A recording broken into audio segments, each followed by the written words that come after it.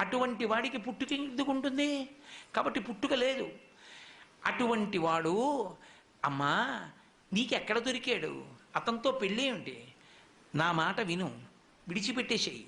బహుశः మాయచేత కపట మంత్రములను నిన్ను ఎట్లు ఎరిగించుకున్నాడో కాని తగినవాడు కాడు కాడు. బహుశः నీ మీద మాయో మంత్రమో వేశాడు ఇల్లాల్ని చేసుకుందామని. నా మాట విను, వదిలిపెట్టేయి అన్నాడు. అని ఊరుకోలేదు. నిజమే, పోనీ ప్రత్యక్షం అయిపోయాడు అనుకో, ఆయన సొమ్మేం పోయింది, పెళ్లి చేసుకోమంటే సంతోషంగా చేసేసుకుంటాడు.